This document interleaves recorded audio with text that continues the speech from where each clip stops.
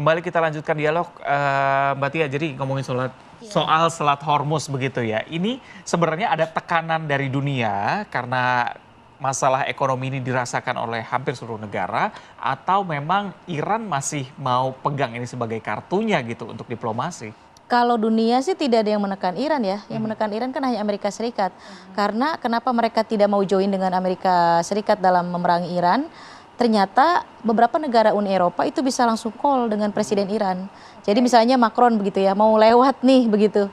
Diperbolehkan. Nah itulah yang menjadikan perubahan yang terjadi di Uni Eropa dan negara-negara NATO. Biasanya kan mereka selalu solid dengan Amerika Serikat.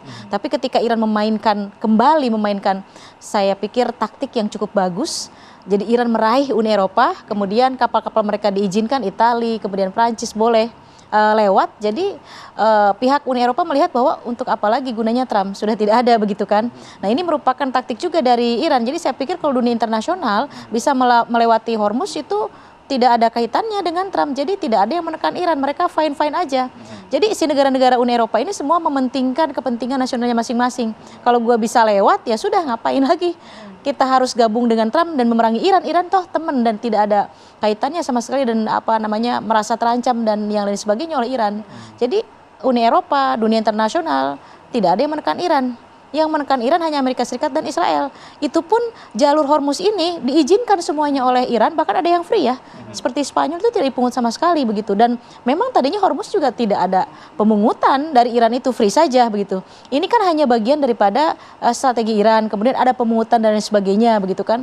Yang tidak dibolehkan Iran kan hanya kapal Amerika Serikat dan Israel. Yang lain kan semuanya boleh. Isu yang mengatakan bahwa China juga terlibat nih dalam menekan untuk dibukanya Selat Hormuz karena ada kepentingan dia juga di sana. Kalau China saya pikir itu menjadi prioritas karena memang China itu merupakan bagian daripada aliansi Iran. Jadi secara peta politik saat Assad masih berkuasa itu dibagi dua, Mbak. Jadi satu adalah Amerika Serikat dan sekutunya, dalam hal ini Gulf countries dan Uni Eropa juga masuk. Kemudian satu sisi adalah Rusia, Cina, Iran dan Syria di masa Assad. Tapi kan sekarang diganti ya, sudah diganti. Nah Syria ini sekarang berpindah. Jadi ketika Assad sudah turun, nah aliansinya menjadi ke Amerika Serikat begitu. Karena memang presidennya kan beberapa kali mengunjungi Washington DC juga.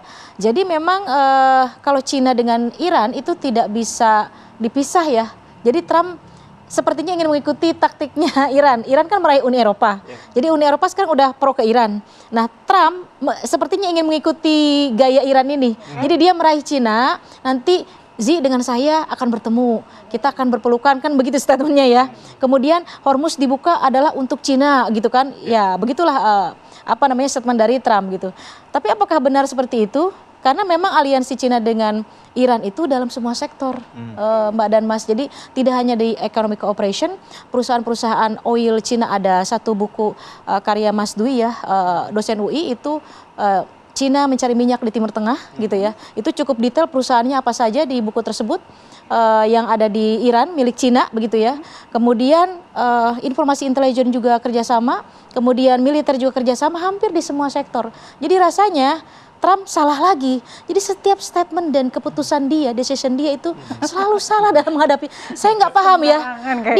Saya jadi bertanya balik, kalau orang bisnismen itu memang nggak ngerti strategi atau foreign policy atau diplomasi. Bisiknya juga siapa itu jadi pertanyaan gitu ya. Jadi salah terus gitu Mas, yang dia ungkapkan itu gitu. Mas Roni, yang cukup menarik adalah perang antara kedua belah pihak ini akan merubah peta dunia. Di mana tadi kita sudah bahas bahwa Iran akan menjadi kekuatan baru, tidak hanya di Timur Tengah tapi juga di dunia begitu ya. Di mana tadi Mbak Tia juga sempat bilang bahwa NATO mulai beralih meninggalkan Amerika begitu. Apa yang terjadi nanti pasca perang dan juga misalnya perdamaian sudah disepakati nantinya?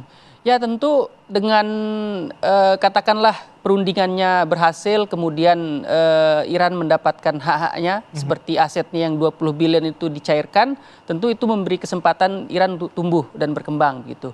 Kemudian yang kedua, secara kekuatan orang mulai berhitung bahwa Iran ini selama ini diembargo, dia mampu survive dan menjelma menjadi kekuatan penting di kawasan. Bayangkan menghadapi dua kekuatan Amerika dan Israel, dia bisa survive, bertahan begitu. Dan di balik itu dia memiliki senjata produk lokal. Kelihatannya ke depan negara-negara akan mulai melirik gitu ya, bahwa rudal balistik yang dimiliki Iran, drone yang dimiliki Iran itu akan menjadi barang potensial untuk dipasarkan ke seluruh dunia. Bahkan dalam perang ini kan Ukraine seperti Zelensky gitu ya. Jadi di perang Ukraine dengan Rusia begitu, salah satu senjata yang digunakan itu adalah drone produk Iran begitu. Kemudian penangkisnya itu drone drone milik Ukraine gitu. Maka kemarin Zelensky itu keliling negara-negara teluk gitu ya untuk memasarkan ini adalah antidot atau penghalau untuk drone-nya Iran begitu. Jadi ini menunjukkan bahwa negara-negara di luar yang Big Five itu sekarang bisa menunjukkan produk persenjataan dalam negeri gitu ya. Seperti Iran mampu memproduksi drone yang mampu menghalau kekuatan Amerika. Itu yang kedua. Kemudian yang ketiga, tentu orang mulai berpikir bahwa betapa pentingnya Selat Hormuz ya. Karena kalau ada gangguan di Selat Hormuz